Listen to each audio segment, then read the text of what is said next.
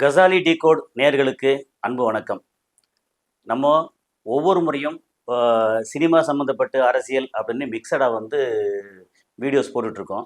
இப்போ ஒரு லிஸ்ட் சும்மா அப்படியே வாசிக்கிறேன். அது என்னன்னு முதல்ல கேட்டுக்குங்க. அதுக்கப்புறம் ஒரு அடுத்த கட்டத்துக்கு போவோம். இப்போ முதல்ல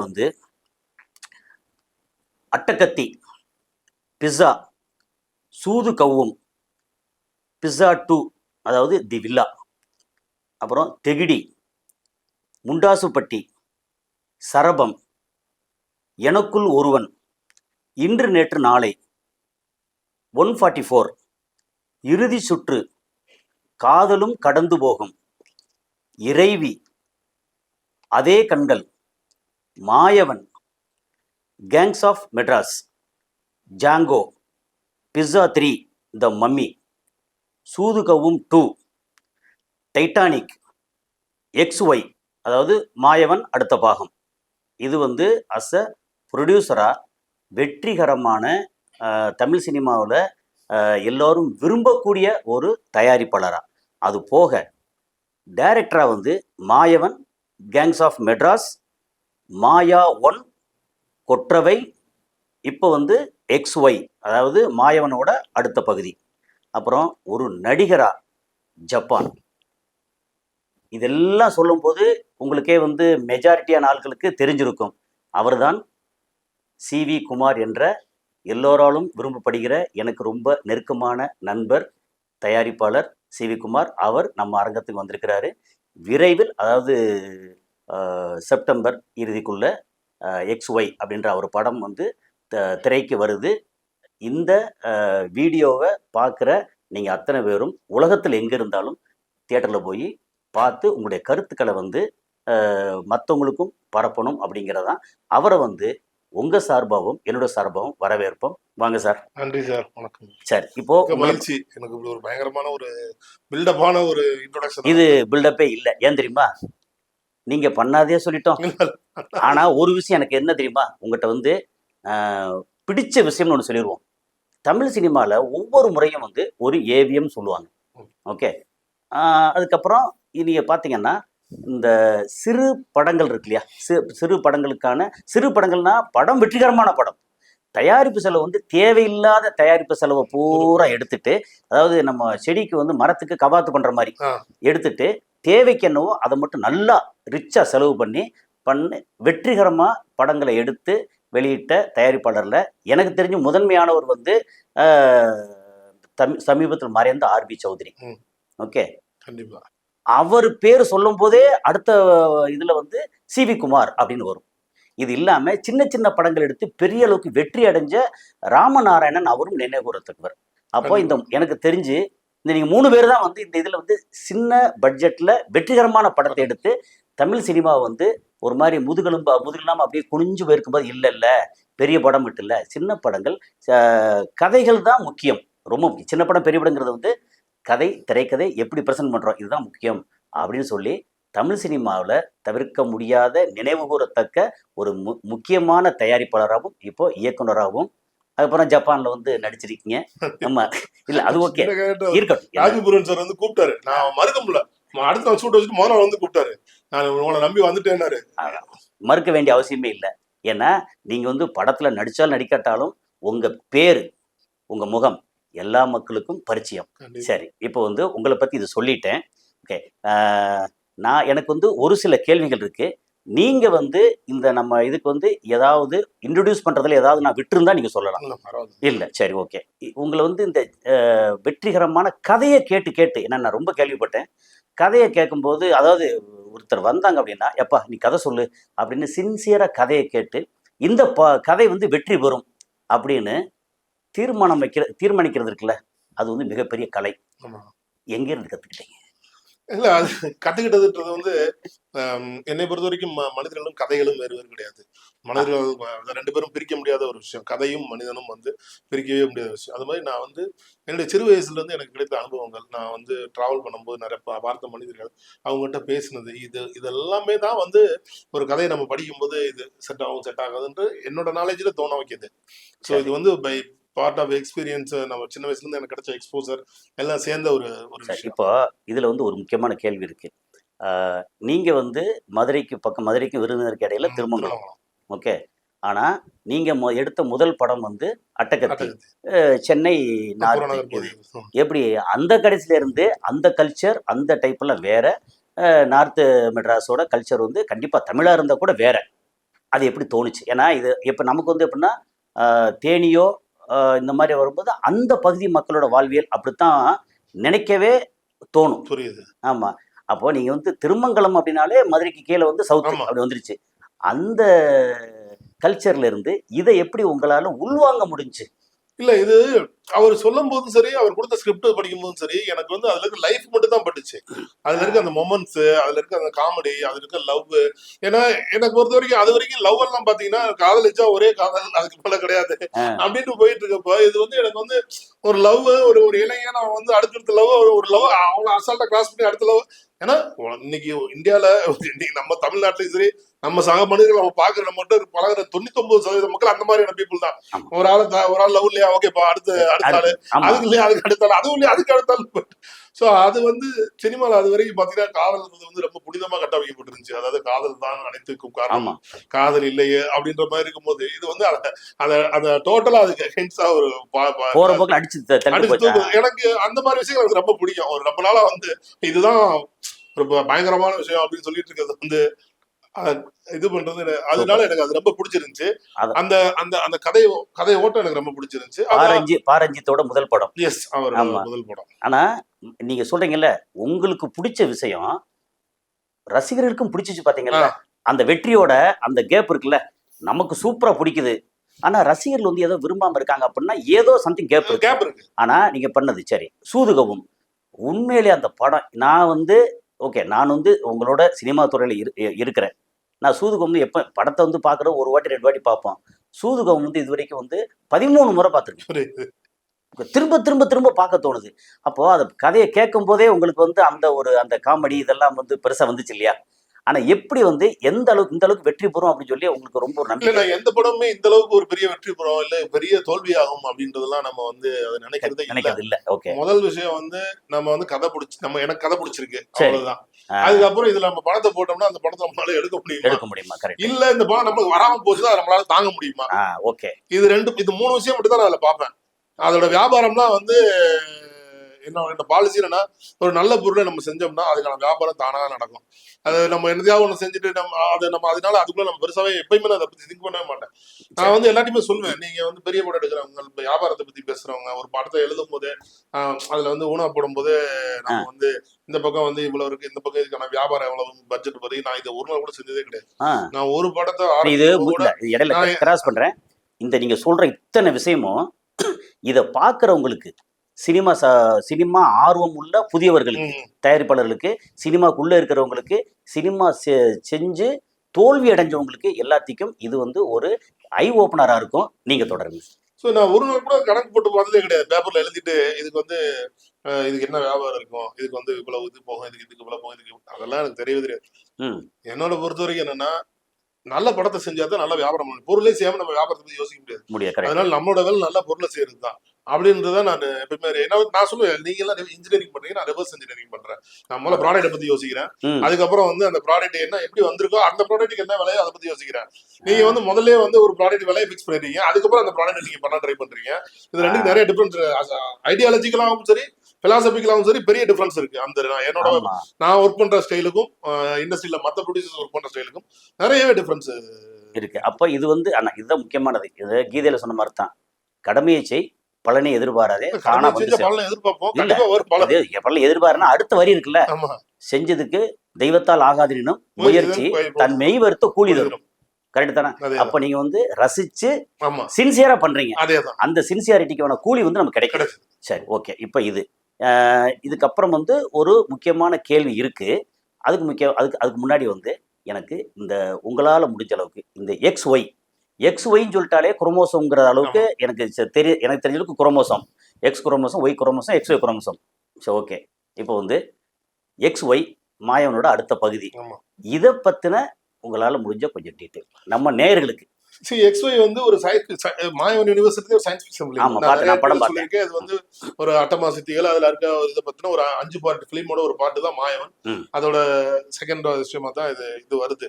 ம். சோ இதுல வந்து பாத்தீங்கன்னா ஒரு மாயவன்ல வந்து ஒரு சூப்பர் வில்லனை கிரியேட் பண்ணிருக்கான். அவனை அழிக்கவே முடியாது. தட் மீன்ஸ் அவனோட ஆர்டிஸ்ட் அழிக்காத வரைக்கும் ஆ, அதை அவனை வந்து அழிக்கவே முடியாது. நினைவுகள் எடுத்து நினைவுகள் ஹார்ட் வந்து டிஸ்க்ல வச்சு ஒரு எடுத்து ஆர்டிஸ்ட்ல வச்சிருக்கான். அந்த ஆர்டிஸ்டை கண்டுபிடிச்சு நீங்க அழிக்காத வரைக்கும் அவனை வந்து அழிக்கவே முடியாது. எப்படி நம்ம வந்து சாக புராண வர கால படங்கள்ல வந்துட்டு இந்த இவனோட உயிர் வந்து ஒரு 7 மலை தாண்டி 7 கிளி தாண்டி ஒரு வண்டுல ஒரு வண்டு ஒரு கிளிக்குள்ள ஒரு கிளியோட கழுத்துல போய் இருக்கு. உட்கார்ந்துருக்கு அப்படின்ற மாதிரி அவனோட. சோ இப்படிப்பட்ட ஒருத்தவன் இப்ப அடுத்து அவனுக்கு இன்னொரு பவர் கிடைக்குது. இப்ப எப்படி சகாவரம்ன்ற ஒரு பவர் கிடைக்கும் போது அவனுக்கு இன்னொரு பவர் கிடைக்குது. அதை ம், வச்சு அவன் வந்து இந்த ஹியூமானிட்டியவே என்ன மாதிரி சேஞ்ச் பண்ண ட்ரை பண்றான். அவனோட நம்ம இந்த ஒட்டுமொத்த உலகத்தையே அவன் வந்து எந்த மாதிரி மாத்த முயற்சி பண்றான். ம். மனிதர்களை எப்படி மாத்த முயற்சி பண்றான். இப்ப நீங்க வந்து ஓகே, அதுதான் அந்த படத்தோட அடிப்படையான தாக்கம். ஓகே.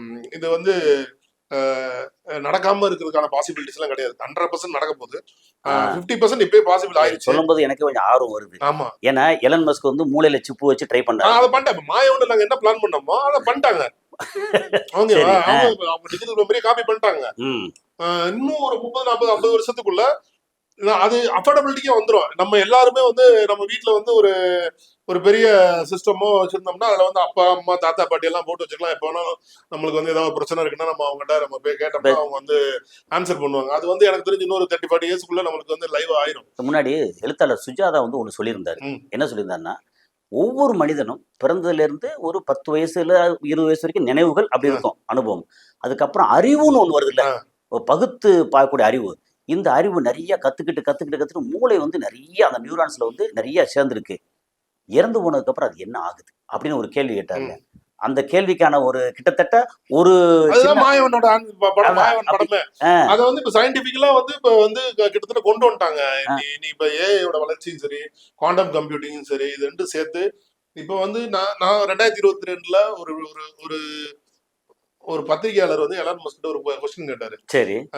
அதாவது எதிர்காலத்துல மனிதர்கள் தங்களுடைய மெமரியை வந்து ஒரு கம்ப்யூட்டர்ல அப்லோட் பண்ணிட்டு ம். அதோட பேச இயலுமா ஆ, அப்படின்னு சொல்லி ஒரு பத்திரிகையாளர் வந்து எலான் மஸ்கிட்ட வந்து ஒரு ஒரு ட்விட்டர்ல அவர் டேக் பண்ணி ஒரு கொஸ்டின் கேட்கிறாரு. சரி. அதுக்கு அவர் வந்து ஆல்ரெடி ஐ டிட் அப்படின்னு சொல்லி அவர் ட்வீட் போட்டாரு. ஏய் அப்பா. ஆ, ஆல்ரெடி டிட் இட் அப்படின்னு போட்டார். அப்ப 2022 அவர் வந்து நான் என்னோட ஒரு காப்பி பிரெயின் எடுத்துட்டு அதை ஆ. வந்து நான் பேசிட்டு இருக்கேன்ற மாதிரி அவர் ட்வீட் போட்டாரு. படம் 17 ரிலீஸ் ஆச்சு. நீங்க 17 இது 22 நடந்துச்சு. அல்ல 15 16ல வந்து எல்லாம் யோசிச்சு எல்லாம் ஒர்க் அவுட் 15ல பண்ணி கதை எழுதுனேன். 14ல கதை எழுதுனேன். ஆ, 14 15 2 வருஷம் கதை எழுதுனது. 16ல ஷூட் ஆரம்பிச்சோம். 17ல ரிலீஸ் பண்ணோம். அப்போ 14ல வந்து நீங்க கன்சீவ் பண்ண விஷயம் ஆமா 22ல ஆமா ஆல்ரெடி டிட் இட் அப்படின்னு சொல்லியிருக்காரு ஆமா ஒருத்தர். ரெடிட்னு சொல்லி அவரு அப்ப போட்டாரு. உங்களுக்கு வந்து படமா எடுக்க முடிச்சு, அவருக்கு வந்து செயலா செய்ய முடியுது. ஆமா நம்மளா படம் தான் எடுக்க முடியுது. ஏன்னா நம்ம சயின்ஸ் விஞ்ஞானி கிடையாதுல்ல. சரி. சோ அவர் வந்து எடுத்துட்டாரு. அதே மாதிரி தான் இந்த XYயோட மேட்டருமே சரி இப்பயே அது நடந்துட்டு இருக்கு. பாதி இடங்கள்ல சில இடங்கள்ல இலைமறைவு சில விஷயங்கள் நான் XYல பேசியிருக்க விஷயங்கள்ல ஆ, ஒரு 10% விஷயங்கள் இப்ப நடந்துகிட்டு இருக்கு. ஆல்ரெடி நடந்துகிட்டு இருக்கு. ஓகே. மிச்சம் இருக்க 90% இன்னொரு 2-3 இயர்ஸ்ல 4-5 இயர்ஸ்ல கம்பல்சரி அது நடக்க ஆரம்பிச்சிடும். நடக்க ஆரம்பிச்சா ம். மனிதருக்கு பாசிட்டிவான விஷயம் நடக்குமா? எப்படி நடக்கும்? சார் அறிவியல் வந்து எப்பவுமே மனிதனுக்கு நல்லதை செய்யணும் தான் நினைக்குது. ஆமா. ஆனா அதை பயன்படுத்த நினைக்கிற சில பேர் வந்து அதை வந்து தவறா தான் பயன்படுத்துறாங்க. ஆ, அப்படி தவறா பயன்படுத்தினா என்ன நடக்கும் அப்படின்றதுதான் XYயோட XY. விளைவு. சரி. இப்ப XYல பேசியிருக்க விளைவுகள் என்ன நடக்கும்னா மறுபடியும் வந்து ஆண்டார் அடிப்பைன்ற ஒரு காலகட்டத்துக்கு நம்ம கூட்டிட்டு போவோம். ஆ, ஓகே ஓகே. பழைய அந்த காலத்து ஆமா முறைக்கு நீங்க ஆண்டாடி வந்து ஒரு குரூப் ஆஃப் பீப்புள் மட்டும் தான் இருப்பாங்க. நீங்க என்னதான் படிச்சாலும் சரி என்னதான் பண்ணாலும் சரி நீங்க அவங்க தாண்டி போகவே முடியாது. கிட்டத்தட்ட இப்பவே நமக்கு அப்ப கிட்டத்தட்ட அப்படிதான் தெரியுது இப்போ. இப்ப வந்து இருக்கிறது வந்து பணத்தினால தெரியுது உங்களுக்கு. ஆமா பணம் வச்சிருக்கவே நீங்க வந்து பெரிய ஆள்ன்றாங்க. ஆமா. பட் இது வந்து அப்படி இல்ல. நீங்க வந்து அதையும் தாண்ட ஒரு விஷயம் அது வந்து. ஆ, நீங்க வந்து ஏன்னா எப்பயுமே நீங்க அரசியல் செல்வாக்கு, மக்கள் செல்வாக்கு, பணம் இதெல்லாம் தாண்டி யார்கிட்ட டெக்னாலஜி இருக்கோ அவங்க தான் வந்து மிகப்பெரிய ஆளா வாழ முடியும். Correct correct. ஓகேங்களா? நம்மகிட்ட ஓகே. டெக்னாலஜி நிறைய கம்மியானனாலதான் நம்ம ம். வந்து இன்னைக்கும் நம்ம வந்து போராடிட்டு இருக்கோம். இந்தியாவா ஒரு வல்லரசா நம்ம வந்து முழுசா நம்ம ஏன் பெரிய லெவல்ல நம்ம இப்பதான் R&D ரொம்ப R&D முக்கியம். ரொம்ப R&D. முக்கியம். R&D ரொம்ப கம்மியாயிட்டு இருந்தனாலதான். பட் இந்த சமீப காலங்களில் R&D நல்லா டெவலப் பெருசாகுது. பண்றாங்க. பட் இன்னும் நிறைய நிறைய துறையில நம்ம R&D பண்ண வேண்டியிருக்கு. எதுக்கு சரி. சொல்றேன்னா நான் வந்து 3 நாள்ல சிங்கப்பூர் போயிருந்தேன். சரி. அப்ப அங்க இருக்க ஒருத்தர் நாங்க வாக்கிங் போயிட்டு இருந்தோம். அந்த சிட்டி அவுட்டர்ல வாக்கிங் போயிட்டு இருந்தோம். அங்க வந்துட்டு பாத்தீங்கன்னா சிங்கப்பூர் வந்து உலகத்துல one of the biggest pharma industry தெரியுமா உங்களுக்கு? கேள்விப்பட்டிருக்கேன். மிகப்பெரிய ஃபார்மா இண்டஸ்ட்ரீஸ்ல ஒன்று சிங்கப்பூர். அவங்க வந்து நிறைய ஃபார்மா கம்பெனிஸ் இருக்கு. அங்க நிறைய R&D பண்றாங்க, ப்ரொடக்ஷன் பண்றாங்க. ஒன்னு சிங்கப்பூர், இன்னொன்னு இஸ்ரேல். ஆமா, பேட்டர்ன்ஸ் நிறைய பண்றாங்க சிங்கப்பூர்ல. அப்போ அந்த ஏரியால நாங்க வந்து போயிட்டு இருந்தோம். அப்போ வந்து ஒரு கம்பெனியை காமிச்சாரு. இந்த கம்பெனி என்ன தெரியுமா அப்படின்னாரு. என்ன சார் அப்படின்னும் போது, இந்த கம்பெனி தான் வந்து உலகத்திலேயே வந்து இந்த மூட்டு வலிலாம் இருக்கு இல்லையா, கால் வலி, மூட்டு வலி, அதுக்கான மெடிசின்ஸ் வந்து நிறைய R&D பண்ணி ப்ரொடியூஸ் பண்றாங்க அப்படின்னு சொல்லிட்டு அதுல ஒருத்தர் தான் நாங்க மீட் பண்ணோம். அவர்கிட்ட பேசிட்டு இருக்கும்போது அவர் எனக்கு ஒரு விஷயம் சொன்னார். இது நாங்க எப்படி யோசிச்சோம் தெரியுமா அப்படின்னா கேட்டேன். இதை எப்படி சார் நீங்க வந்து யோசிக்கிறீங்க அப்படின்னு போது எனக்கு அன்னைக்கு ஒரு விஷயம் தோணுச்சு. அன்னையில இருந்து என்னோட வாழ்க்கையை நான் பாக்குற விஷயமே மாற ஆரம்பிச்சு. அவர் சொன்னாரு, முட்டை இருக்குல்ல, கோழி முட்டை எப்படி அமுக்குனா உடையணுவாங்க, இப்படி அமுக்குனா அவ்வளவு சீக்கிரம் உடையாது. கேள்விப்பட்டிருக்கீங்களா? அவர் என்ன சொன்னார்னா, இந்த கோழி முட்டை ஏன் எப்படி அமுக்குனா உடைய மாட்டேங்குது, இதை நான் கண்டுபிடிச்சேன்னா மனுஷனோட எலும்பு எப்படி உடையாம வச்சிருக்கலாம் அப்படின்றத கண்டுபிடிச்சிருவேன். என்ன ஒரு ஐடியாலஜி பாருங்க. அப்படியே நான் யோசிக்கும் போது அவர் சொன்னாரு, எனக்கு இதுக்கு பதில் லிங்க் திங்கிங். நீ வந்து ஒரு விஷயத்த இந்த விஷயத்தோட இன்னொரு விஷயத்தை எதாவது லிங்க் பண்றியோ அப்பதான் உன் சிந்தனை வந்து பெருசாக ஆரம்பிக்கும் அப்படின்னு. அதுதான் எனக்கு ஒரு என்னோட வாழ்க்கையிலேயே மிகப்பெரிய மாற்றம். அதுக்கப்புறம் தான் என்னோட நான் வாழ்க்கை உலகத்தை பாக்குற விதமாவே எனக்கு மாற ஆரம்பிச்சிச்சு. சோ அது மாதிரிதான் சயின்ஸ். நீங்க வந்துட்டு இன்னைக்கு நாம ஒரு விஷயத்துக்கு அதை யூஸ் பண்ணலாம்னு நினைப்போம். ஆனா சயின்ஸ் உண்மையில அதை வேற மாதிரி யோசிச்சு. இந்த இடத்துல இன்னொன்னு சொல்லிடலாம். நம்ம அப்துல் கலாம் வந்து ஃபிளைட்டுக்கு, ராக்கெட்டுக்கு ஸ்ட்ராங்கா இருக்கணும், ஆனா வெயிட் கம்மியா இருக்கணும். அதுக்கு அந்த மெட்டல் கண்டுபிடிச்ச உடனே சரி இந்த மாதிரி கால்ல தாங்கிட்டு போறாங்களா குழந்தைகள், ஓகே, அவங்களுக்கு வந்து இந்த மாதிரி செயற்கை கால் இதை வந்து கொண்டு கொடுத்தோம்னா வெயிட் கம்மியா இருக்கு, ஸ்ட்ராங்கா இருக்கு அப்படின்னு கொண்டு வந்து அதைத்தான் என்ன சொன்னாரு, போராடம் போறான். நான் இதை பண்ணதுதான் உலகத்துல 80% இன்வென்ஷன் வந்து ஆர்மிக்காக கண்டுபிடிக்கப்பட்டதுதான். ராணுவத்துக்காக கண்டுபிடிக்கப்பட்டது. நீங்க போற ஜீன்ஸே கொண்டு பாத்தீங்கன்னா வேற பர்பஸ்க்கு கண்டுபிடிக்கப்பட்டதுதான். நீங்க இன்னைக்கு வந்து ஏகப்பட்ட இது வந்து கண்டுபிடிப்புகள் வந்து மருத்துவத்துறையிலும் சரி, நம்ம எல்லா துறையிலயும் சரி கண்டுபிடிக்க. இப்ப நம்ம இன்டர்நெட் இன்னைக்கு இன்டர்நெட் இல்லாம உலகமே கிடையாது. இல்ல இன்டர்நெட் எதுக்காக கண்டுபிடிக்க போச்சு? உங்களுக்கு மக்களோட பயன்பாட்டுக்கு இல்ல. ஆரம்பத்துல அவங்க கண்டுபிடிச்சது வந்து ஆர்மியோட அவங்க மட்டுமே தனியா கம்யூனிகேட் பண்ணிக்கிறதுக்காண்டி கண்டுபிடிக்கப்பட்டதான் வெப். அதுதான் இன்னைக்கு வந்து உலகம் பூரா ஒரு மிகப்பெரிய பிசினஸ் ஆயுதமாவே இன்னைக்கு வந்து. சரி, இப்போ ரொம்ப முக்கியமா இது வந்து சயின்ஸ் ஃபிக்ஷன் டைப்பான ஒரு படம் அப்படி புரிஞ்சுக்கிறோம். இதுல ஏதாவது ஸ்பெஷாலிட்டி என்னன்னு ஏதாவது குறிப்பிட்டு சொல்ற மாதிரி இருக்கா? ஸ்பெஷாலிட்டி அதான் நான் சொன்னேன் உங்களுக்கு. இந்த ஸ்பெஷாலிட்டி வந்து இன்னைக்கு வந்து இந்த படம் வந்து ஒரு முக்கியமான விஷயத்தை பத்தி பேசுது. அதாவது என்னன்னா ART அப்படின்னு சொல்றோம். ARTனா அசிஸ்டட் ரீப்ரொடக்ஷன் டெக்னாலஜின்னு சொல்றோம். அதாவது அது வரைக்கும் போதும். சரி, இதுல IVFன்னு சொல்றோம். காமன் லாங்குவேஜ்ல IVF. கோயம்பேடு பக்கத்துல IVFன்னு ஒரு பெரிய எல்லா இடத்துலயும் இருக்குது. தமிழ்நாடு பூரா எந்த ஊருக்கு போனாலும் அங்க IVFன்னு போட்டுருக்காங்க. அது வந்து IVF காமன் டெக்னாலஜி. ஸ்பெசிபிக் டைம்ல சொன்னா ARTன்னு சொல்லுவாங்க, அசிஸ்டட் ரீப்ரொடக்ஷன் டெக்னாலஜின்னு சொல்லுவாங்க. ஓகே, இப்போ இந்த படத்துல வந்து நீங்க வந்து ஒரு இயக்குனரை 2வது முறையா அறிமுகப்படுத்திருக்கீங்க. உங்களே மூணாவது படம் இது. சரி, ஓகே. இப்போ நீங்க வந்து ஒரு ப்ரொடியூசரா இவ்வளோ படங்கள் முதலே சொல்லிட்டேன் பண்ணிட்டு உங்களை நீங்களே இயக்குனரும் அறிமுகப்படுத்திக்கிட்டீங்க. ஓகே, இதுல நடிக்கிறதுக்கு ஓகே புதுசா அறிமுகப்படுத்திருக்கீங்களா? ஏற்கனவே நடிச்சவங்க நடிச்சிருக்காங்களா? இல்ல, இந்த படத்துல நடிக்கிற எல்லாருமே கிட்டத்தட்ட 90% பீப்புள் வந்து புதுமுகங்கள் தான் எல்லாருமே இந்த படத்துல. ஏன் கேக்குறேன்னா, நமக்கு நடிகர் நடிகைகளோட பஞ்சம் ரொம்ப தலைவிரித்தாடுது தமிழ் சினிமா. நடிகர்கள் நிறைய பேர் இருக்காங்க, நம்ம அஃபோர்டபிள் பண்ற அளவுக்கு நடிகர். சரி, இப்ப இதுல வந்து குறிப்பிட்டு சொல்ற மாதிரி நடிகர்கள் யாரு 2-3 பேரை சொல்லணும்னா சொல்லலாம். இதுல வந்து அனீஸ் பிரபாகர்னு சொல்லிட்டு ஒரு பையன் நடிச்சிருக்காரு. அவர் ஒரு பீடியாட்ரிஸ்ட் டாக்டர். அவர் வந்து ரொம்ப பெருமையா நல்லா நடிச்சிருக்காப்ல. சரி, அப்புறம் ஸ்ரீதர்னு சொல்லிட்டு ஒரு யூனிட் வச்சிருக்காப்ல. ஸ்ரீதர் தெரியும். ஸ்ரீதர் இந்த ஒரு முக்கியமான கேரக்டர். ஸ்ரீ குரூப்னு சொல்லி ஒரு யூனிட் வச்சிருக்காப்ல ஸ்ரீதர். அப்புறம் ரத்திகான்னு சொல்லிட்டு ஹைதராபாத்ல இருந்து இங்க வந்து பொண்ணு நடிச்சிருக்காங்க. ஓகே, அப்புறம் பிரணான்னு சொல்லிட்டு இங்க இருந்து ஒரு அவங்களுடைய மூளையெல்லாம் கல்ட்டி ஏதாவது பண்ணிருக்கீங்களா? சரி, ஓகே. ஏன்னா ஸ்ரீதர் வந்து ஏற்கனவே மூளை அநியாயத்துக்கு மூளை இருக்கும் ஸ்ரீதருக்கு. சார் இல்ல சொல்றேன், சும்மா ஜாலிக்கா சொல்றேன். அப்படிலாம் இல்ல, எல்லாருமே நல்ல ஒரு என்ன சொல்றது, இந்த டீம் வந்து ரொம்ப எல்லாருமே புதுமுகங்கள். இல்ல, அனீஸ் பத்தி நான் ஜஸ்ட் அது பார்க்கும்போது தெரிஞ்சது, ஆள் வந்து பயங்கர ஒரு சின்சியரா ஏதாவது பண்ணணும்ன்ற அந்த ஒரு டாக்டர் பீடியாட்ரிஷியன் வேலுபெருமான் சார் தான் அந்த பையனை இன்ட்ரோடியூஸ் பண்ணி விட்டாரு. யாரு? வேலுபெருமான். நான் வந்து ஒரு 2 இயர் வேலுபெருமான் சார் வந்து எனக்கு ரொம்ப க்ளோஸ். நான் அவர் கேங்ஸ் ஆஃப் பட்டத்துல மெயின் வேலை வந்து பண்ணாரு. சரி சரி. அது போக வந்து அந்த படத்துல அவர் வந்து நான் எவ்வளவு சார் பணம் வேணும்னு கேட்டப்ப முதல்ல போய் பார்க்கும்போது எனக்கு ஒரு இவ்வளவு பணம் கொடுங்க 7 லட்சம் கொடுங்க அப்படின்ற மாதிரி சொல்லி கேட்டாரு. ம் சரி சார் 5 லட்சம் கொடுத்துறேன் சார் சரி அப்படின்ட்டாரு. ம் அப்புறம் வந்து முதல் ஒரு நாள் நடிச்சாரு, 2வது நாள் நடிச்சா, 3வது நாள் நடிச்சாரு. அப்புறம் வந்து சார் இப்ப பணம் வந்து சார் நான் வந்து ஒரு ஒரு வாரத்துல கொடுத்தேன். இல்ல குமார் எனக்கு வந்து போடுறது மட்டும் கொடுங்க, எனக்கு வேற பணம் வேண்டாம் அப்படின்னு. என்ன சார் அப்படின்னு. இல்ல நீங்க நல்ல படம் எடுக்கிறீங்க, ஒரு நல்ல பிலிம் மேக்கரா இருக்கீங்க, உண்மையிலே நீங்க எவ்வளவு பெரிய ப்ரொடியூசர்னு சொல்றாங்க. ஆனா நீங்க பாத்தீங்கன்னா ஜகதியில எதை பத்தியும் கவலைப்படாம நீங்க பாட்டு ஜாலியா உட்காந்து எங்க கூட தான் உட்காந்து அந்த பசங்களோட உட்காந்து அப்படி இருக்கீங்க. உங்களை ப்ரொடியூசர் ரொம்ப நல்லா இருக்கணும், அதனால எனக்கு ஒன்றும் பெரிய தேவையில்லை, பரவாயில்லையே. எனக்கு நீங்க டெய்லி ஒரு 5000 ரூபாய் கொடுத்துருங்க, எனக்கு போதும், அதுக்கு மேல இருக்காரு அப்படின்ட்டு. அதாவது இது வெரி அவரை பத்தின ஒரு நல்ல ஒரு பாசிட்டிவான தகவல் இது. ஆமா அவர் உண்மையிலேயே வேலு அவர் பிரபாகர். ரொம்ப நல்ல மனிதர். அவர் வந்து ஆ, ஆ. ரொம்ப தங்கமான மனிதர். பிலிம் மேக்கர்ஸ் யாரா இருந்தாலும் அவங்க ஹெல்ப் பண்ணக்கூடியணும், ஒரு ஒரு நல்ல படம் பண்ற எல்லாருக்குமே உதவி பண்ணக்கூடியணும் அப்படின்னு நினைக்கிற ஒரு மனிதர். சரி. ரொம்ப நல்ல தங்கமானவர். அவர் வந்து எனக்கு ரொம்ப வேண்டியவர். அதனால அவர் மேல எனக்கு எப்பவுமே ரொம்ப பெரிய மரியாதை இருந்துச்சு. அவர் இன்ட்ரோடியூஸ் பண்ணதான் அனீஸ். அவர் ஒரு நாள் ஒரு நியூ இயர் பார்ட்டிக்கு போயிருந்தோம். சரி. அங்க அந்த பையனை இன்ட்ரோடியூஸ் பண்ணி, இந்த பையன் என் படத்துல நடிக்கிறாப்ல, ஆ. நீங்க எனக்காக ஏதாவது செய்யணும்னா இந்த பையனுக்கு நீங்க வந்து ஒரு ஒரு படம் பண்ணுங்க, இந்த பையன் நல்ல நடிகர், இந்த சரி. பையன் நடிகர் ஆசைப்படுறாரு, எனக்காக நீங்க என்ன பண்ணணும்னு நினைச்சாலும் இந்த பையனுக்கு ஏதாவது கண்டிப்பா எனக்காக செய்யினாரு. அவரோட வார்த்தைக்காக தான் பண்ணது. பட் போட்டதுக்கு அப்புறம் வந்து நல்லா நடிச்சாரு, நல்லா தரமா நடிச்சாரு. சரி. இதுல வந்து எப்படியும் வியாபாரத்துக்கு சொல்ல வேண்டியதில்லை. நீங்க வந்து ஏற்கனவே கிங்கு கில்லாடி எல்லாம் பண்ணிடுறீங்க. செப்டம்பர் ரிலீஸ் ஆக போகுது. சரி. இப்போ இதுல வந்து ரொம்ப அடுத்த ஒரு கேள்வி.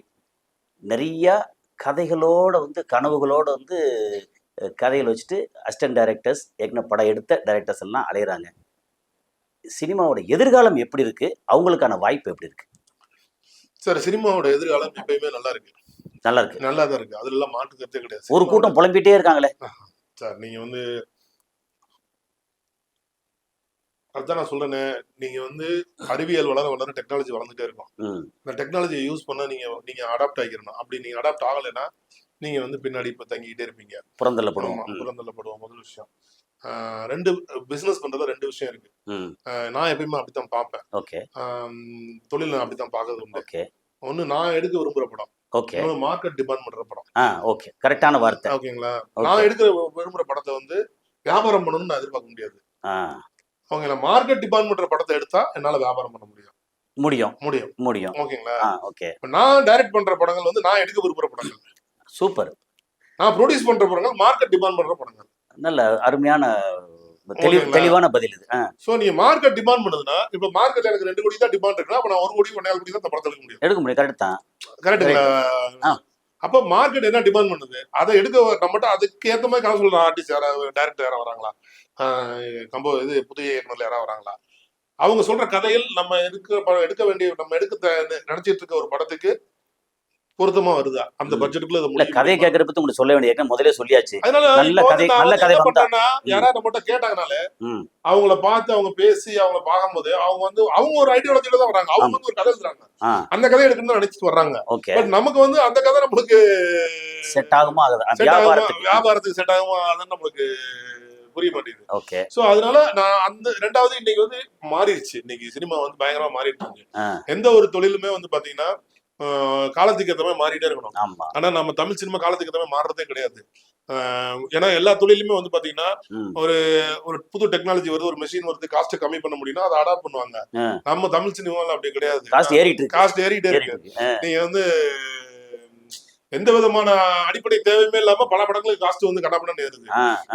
அப்ப வந்து இன்னைக்கு இப்ப நாமெல்லாம் சர்வைவ் பண்ணோம்னா நம்ம இண்டிபெண்டா பிலிம் மேக் பண்ணா கத்துக்கணும். இல்ல நம்ம வந்து அதுக்கான ஒரு ஒரு சூழ்நிலையை நம்ம உருவாக்கி ஆகணும். யாருமே உருவாக்கலையா, நான் எனக்கு இந்த இண்டஸ்ட்ரி பிடிச்சிருக்கு, இந்த தமிழ் சினிமா எனக்கு பிடிச்சிருக்கு, இந்த சினிமா எனக்கு பிடிச்சிருக்கு, அப்ப யாருமே உருவாக்கலைன்னா நான் எனக்கான ஒரு ஒர்க் கல்ச்சர் நானே கிரியேட் பண்ணிக்கிறேன். அந்த ஒர்க் கல்ச்சருக்கு ரெடியா இருக்கவங்க கூட நான் ஒர்க் பண்றதா டிசைட் பண்ணி வச்சிருக்கேன். Super sir. அப்புறம் சங்கங்களோட ஒத்துழைப்பு எப்படி இருக்கு உங்களுக்கு? சார் சங்கங்கள் வந்து எதுக்காக ஒத்துழைக்கணும் அப்படின்றது ஒரு விஷயம் இருக்கு. ஒரு எந்த ஒரு சங்கமுமே வியாபாரம் பண்ணி தரதுக்கு இங்க இல்ல. ஓகே. சங்கம்னால வியாபாரம் இல்ல. ஓகே. அது அதோட கடமை இல்ல. சரி. சங்கம்ன்றது வந்து வியாபாரம் பண்ணி தர வேண்டிய இடத்துல இருக்க கைடு பண்ணலாம், ரெகுலேட் பண்ணலாம். ரெகுலேட் கரெக்டான வார்த்தை, ரெகுலேட் பண்ணலாம். ஓகே. இத வந்து ரெகுலேட் இந்த புரிதல் இல்லாம தான் நீங்க வந்து ஒரு சங்கம் வந்து எனக்கு வந்து ஓடிடி வித்து கொடுக்கும், ஒரு சங்கம் வந்து எனக்கு வந்து ஓவர்சீஸ் வித்து கொடுக்கும் அப்படின்னு நம்ம எதிர்பார்க்கறோம்னா அப்ப அங்க கரப்ஷன் நடக்கும். கண்டிப்பா இல்ல, ஓகேங்களா கரெக்டான விஷயம். ஓகேங்களா அப்போ ரெண்டாவது இன்னைக்கு எந்த சங்கம் சொல்றதையும் எந்த பெரிய ஓடிடி கேட்கற மாதிரி எல்லாம் ஏன்னா கிடையாது. எல்லாம் உண்மை இண்டிபெண்டன்ட் ஆகி போச்சு. உண்மை ஒத்துக்கிறோம்னா ஆமா. நம்ம சங்கத்துல போய் உட்காரும்போது சொல்லுவாங்க Ramanarayan sir period, Rowther sir period, K Sivasakthi sir period, K R G period K R G அப்படின்னு சொல்லுவாங்க. மறுக்கவே இல்ல. அன்னைக்கு இருந்த தமிழ் சினிமா வேற. ம். இன்னைக்கு நீங்க ஐபோன் வச்சிருக்க எல்லாருமே படம் எடுத்து முடிச்சிடலாமே. முடிச்சிடுறாங்க. இப்ப ஏஐ ரெண்டாவது வேற வந்திருக்கே. இன்னொரு விஷயத்த புரிஞ்சுக்க மாட்டாங்க. சினிமா வந்து தியேட்டர்ன்றது வந்து வெகுஜன ஊடகத்தை தாண்டி போயிருச்சு. போயிடுச்சு. இன்னைக்கு தியேட்டர் வந்து வெகுஜன ஊடகம் கிடையாது. அது வந்து லக்ஸுரியான ஒரு ஊடகம். இன்னைக்கு வந்து சினிமா டிக்கெட்ன்றது வந்து சாதாரண மக்களால் காசு கொடுத்து வாங்க முடியாத அளவுக்கான ஒரு இடத்துக்கு நம்ம போயிட்டோம். கொண்டு போயிட்டோம் சினிமாவை. கண்டிப்பா கண்டிப்பா. இன்னைக்கு வந்து இப்ப ஒரு மல்டிபிளெக்ஸ்ல போய் ஒரு ஃபேமிலி படம் பாக்குறாங்கன்னா ஒரு 3000 ரூபாய் இல்லாமலும் அவங்க வந்து பண்ண முடியாது. ஓகேங்களா அப்ப நீங்க வந்து எடுக்கிற 250 படத்தை அவங்க பாக்கணும்னா 250 × 3000 போட்டீங்கன்னா 7.5 லட்சம் ரூபாய் யார் முதல்ல 7 லட்சம் யார் சம்பாதிக்க இல்ல கரெக்டான விஷயம் தான். வாரத்துக்கு மாசத்துக்கு ஒரு படம் பாக்குறாங்க. நாங்க இப்போ ரீசெண்டா ஒரு செமினார் அட்டன் பண்ணோம். ஒரு கான்க்ளேவ் போச்சு. அது கான்க்ளேவ்ல national level OTT buyers, OTT கம்பெனிஸோட எல்லாருமே பேசும்போது அவங்க என்ன சொல்றாங்கன்னா தியேட்டர் ஓனர்ஸ், மீடியா இண்டஸ்ட்ரி இருக்கவங்க எல்லாருமே என்ன சொல்றாங்கன்னா தமிழ் சினிமாவை பொறுத்த வரைக்கும் மக்கள் வந்து ஒரு வருஷத்துக்கு வந்து ஒரு 10ல இருந்து 15 படம் தமிழ் படம், ஒரு 5ல இருந்து 7 படம் வந்து பிறமொழி படங்கள். ஓகே. இந்த 20 படத்தை பாக்குறதுக்கு 20ல இருந்து 22 படத்தை பாக்குறதுக்கு தான் ரெடியா இருக்காங்க வருஷத்துக்கு. அந்த 20க்குள்ள நம்ம வர்றோமா? அது முடியவே முடியாது. வாஸ்தவம் தான். அப்ப நீங்க அப்ப 20 இப்ப இந்த வருஷத்துல தமிழ் படமா அவங்க 15 தான் சொல்றாங்க. மிச்சம் 7 வந்து பாத்தீங்கன்னா இப்ப ஒடிசி வந்துச்சு, இப்ப ஸ்பைடர்மேன் வருது, துரந்தர் வருது, இப்ப புஷ்பா வருது, இந்த அடுத்து வாரணாசி வரப்போகுது, கேஜிஎஃப், இந்த மாதிரி படங்கள்லாம் 7 படங்கள். ரைட். மொழி மாற்று படங்கள் 7 படங்கள். இப்ப நம்மளுக்கு பிரேமல் ஓடிச்சிங்க, பெங்களூர் டேஸ் ஓடிச்சு. இந்த அப்புறம் என்ன படம் பயங்கரமான ஒரு மஞ்சுமல் பாய்ஸ் ஓடிச்சு மலையாள படங்கள்ல. சோ அந்த மாதிரி பிறமொழி படங்கள் வருஷத்துக்கு ஒரு 6-7 படங்கள், 25 படங்கள் வச்சுக்கிட்டா கூட அதுல 15 படம் வந்து தமிழ் படம், ஒரு 8ல இருந்து 10 படம் வந்து பிறமொழி படம் அதிகபட்சம். அப்ப நம்ம தமிழ் சினிமா எடுத்துட்டு இருக்கோம். அப்ப நம்மளால 15 படத்துக்குள்ள நம்மளால வரவே முடியாது நம்ம எடுக்கிற பட்ஜெட்ல. அதான் ஓகே. ஆனா படம் வந்து பேசப்பட்டுச்சு நல்லா இருக்கு அப்படின்னா ஒரு நம்ம பட்ஜெட்டுக்கு இவ்வளவு பேரு இப்ப வந்து ஓடிடிலயோ யூடியூப்லயோ நீங்க ஏன்னா இன்னைக்கு மக்களால அஃபோர்ட் பண்ணக்கூடிய இடத்துல அது 2 தான் இருக்கு. ஓடிடி இருக்கு, யூடியூப் இருக்கு. கரெக்ட். இன்ஸ்டா இருக்கு. இது 3 தான் இருக்கு இன்னைக்கு. நீங்க அப்ப இந்த 3ல வர வருமானத்துக்குள்ள படம் எடுக்க நீங்க கத்துக்கணும். அப்ப தேவையற்ற செலவுகள் வந்து குறைச்சு நீங்க ஒரு செலவு பண்ணிட்டு எனக்கு அந்த காசு வேணும் நம்ம எதிர்பார்க்கவே கூடாது. கரெக்ட் தான். அது உண்மை இல்ல. இது வந்து எதுக்குன்னா இதோ இந்த படத்தோட சேர்த்து இதையும் கேட்கிற கேள்வி என்னன்னா, படம் பண்ணணும்னு நினைச்சு வர்றவங்களுக்கு வந்து ஒரு புரிதல் வேணும். படம் பண்ணணும்னு நினைச்சு வர்ற ப்ரொடியூசர்ஸ்க்கு மட்டும் இல்ல, ஆர்டிஸ்டுக்கு, எல்லாருக்குமே அது புரிதல் இருக்கும். இன்னொன்னு பணம் போடுறவங்களுக்கு தான் வலி இருக்கும். மற்றவங்களுக்கு வந்து எப்படின்னா அடுத்தவங்க பணம் தானே மஞ்சள் குளிக்கிற பழக்கம் நிறைய உண்டு. ஆனா இப்ப குறைய ஆரம்பிச்சிருக்கு. ஏன்னா யாருமே வரல. நான் வந்து 4 படம் பண்றேன் அப்படின்னு சொல்லிட்டு தான் 4 பேர் யாராவது தேடி வருவாங்களான்ற இடத்துல வந்து ஓரளவு இருக்காங்க இப்போ. ஏன்னா இண்டிபெண்டன்ட் ஃபில்ம் மேக்கர் நிறைய வந்துட்டாங்க. ஸோ அதனால ரொம்ப சரி. இது வந்து கேட்க வேண்டிய கேள்விதான். ஆமா. இதுல எனக்கு இந்த நம்மளுடைய கசாலி டிகோட் சேனல் சார்பா ஓகே உங்களுக்கு வந்து இந்த XY அது போக நம்மளுடைய விருப்பம் என்னன்னா, இன்னும் முன்னாடி அறிமுகப்படுத்தினீங்களா நிறைய புதிய இயக்குனர்கள் வருஷத்துக்கு உங்க கம்பெனியில குறைஞ்சபட்சம் ஒரு 4-5 புதிய இயக்குனர்களாவது நீங்க வந்து அறிமுகப்படுத்தணும். அவங்க வந்து உங்களுக்கு ஏத்த மாதிரி கதையோட வரட்டும். கண்டிப்பா. ஆமா. அப்படிங்கிறதா நீங்க வந்து நம்ம இவ்வளவு நேரம் இந்த டீட்டெயில் எல்லாம் பேசுனதுக்கு அந்த என்னுடைய நேயர்கள் சார்பாகவும் என்னோட சார்பாகவும் மிக்க நன்றி சார். ரொம்ப நன்றி. இந்த படம் வந்து பெரிய அளவுக்கு வெற்றி பெறட்டும். மிகப்பெரிய படங்கள் எடுக்கணும், நல்ல படங்கள் வரேன். கண்டிப்பா நான் அடுத்தடுத்து பண்ணிட்டு இருக்கோம். இல்ல உங்களை தேடி வர்றேன். அடுத்த கதையோட வர்றேன். கண்டிப்பா வாங்க. ஆமா. ஏன்னா நானும் சினிமால வந்து கதை இருக்கு, இது இருக்கு, படம் எடுக்கிறேன். சினிமாக்கு நீங்க தொடர்ந்து ஏதாவது ஒரு வகையில பயனுள்ளதா சில விஷயங்களை செஞ்சுக்கிட்டே தான் இருக்கீங்க. ரொம்ப நன்றி. உங்களை சந்திச்சதுல கசாலி டிகோட்ல பங்கேற்றதுக்கு என்னோட மகிழ்ச்சி. ரொம்ப நன்றி சார். Thank you sir.